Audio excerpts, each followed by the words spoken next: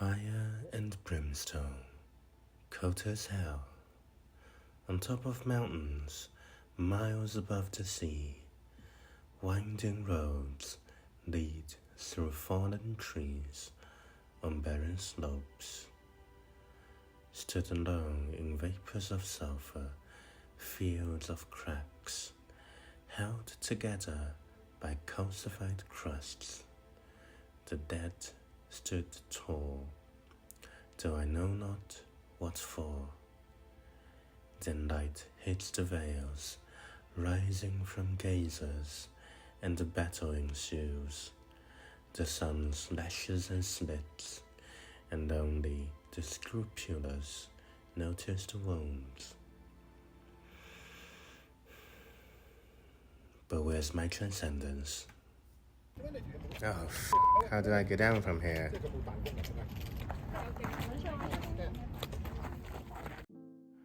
I mean, it's pretty much promised to me. The most scenic place on planet Earth. Look at all the happy people who visited Yellowstone, a place that literally transcends Massachusetts in terms of elevation.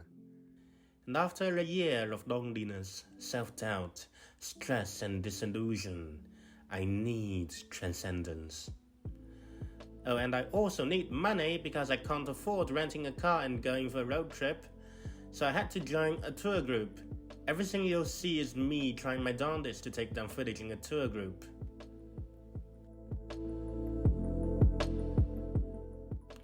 So we had to stop by the Grand Teton, majestic in its height, calm in its presence. Oh, screw that, I can barely see the thing. Even my time-lapse video looks just like a normal video. We only got to stay at an overlook platform by the highway for like 20 minutes. I barely got time to set up my camera before being herded back into the tour bus to rush to the next spot. And the next spot is... Old Faithful. Oh, I've made so many jokes about this place. You may know it for the reliable performance it delivers, but I remember it for the phallic symbol. I mean, come on, how else should I interpret this? I never knew the mountains around it would be so unflattering. All I remember is water sprouting from this hole on the ground, while hundreds of people, me included, all trying to be impressed. I mean, it's very high, but what else? And the geyser next to it is called Morning Glory. It was pretty close to sunset when I got there. What I will remember is steam rising from the geysers, reaching into a quickly darkening sky, and the river flowing into the unknown, soon to be shrouded in the silent and undisturbed mountain night.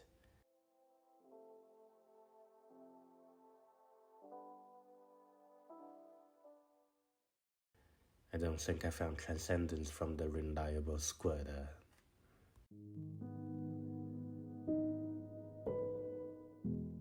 Day 2 is when Yellowstone really began. I saw the mountains, I saw the barren slopes, I saw the thousands of trees lying dead next to their still growing brethren.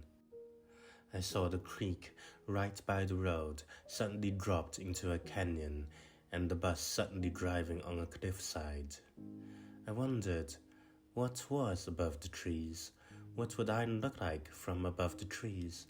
What creature would I be as an entity that exists beyond the trees? Well, at least I'm quite sure it would smell horrible from above the trees. The geysers literally smell like toilets. The more mud there is in the geyser, the worse it smells.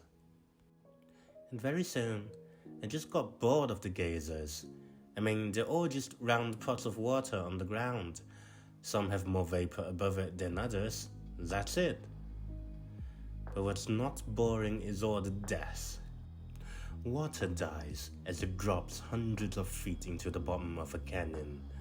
Rock dies as minerals slowly corrode them. Trees die as crusts encase them.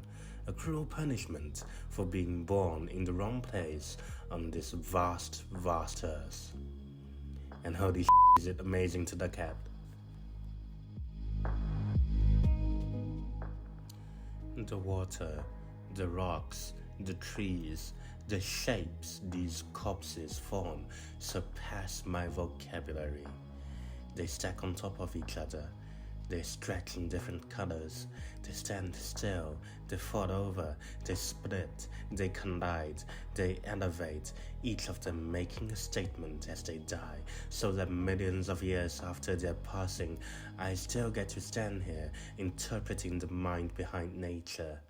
That strip of rock with a different color must be linked when he was preaching to his friends about a different ideology. That waterfall must be pretty pissed at upper management to leave by jumping off a cliff. What thing that gazer gets me, he already figured out how to elevate himself above the ground. Oh, who am I kidding? Everything's gonna die, and most of us won't get millions of visitors every year.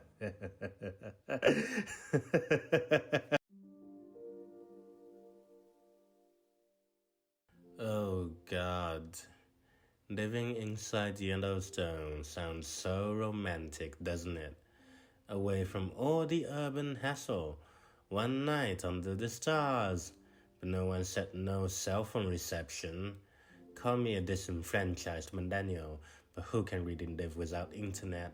It's not just for entertainment, it's also for coping with unadulterated loneliness in the modern era. But the bright side is, nothing keeps me up at night. I got to see the sunrise on the following day, wearing my summer clothes, in 41 degrees weather. However, it's only in freezing weathers like this one can you really appreciate it, when the sun comes up behind the mountains and through the thin layer of steam over the lake. And I find the sight of light fighting its way through mists mesmerizing. This is what they call God's ray. You see every single path light has taken to cut through the mists. In conflict and endeavor, beams of light became recognizable. And when light touches this wrinkled and crackled land, the patterns on the earth no longer seemed like markings of bodies passed on millions of years ago. It became veins and arteries. The waters became flowing blood. The park came to life. In death, life comes into being.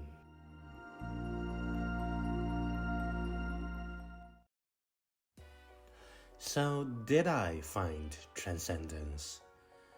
Well, certainly not from the park itself. After half a day, I got tired of the geysers and canyons. There are much better looking places in China, and the tour's schedule made sure to get me on the bus just before I'm starting to take in the scenery. But I guess the lesson is not to actively look for transcendence in a specific place or from a specific thing you do. Transcendence is in looking back on your journey so far and thinking about the little things. Or transcendence is just words extremely pretentious people use to look deep and give random pictures a theme. You'll be the judge.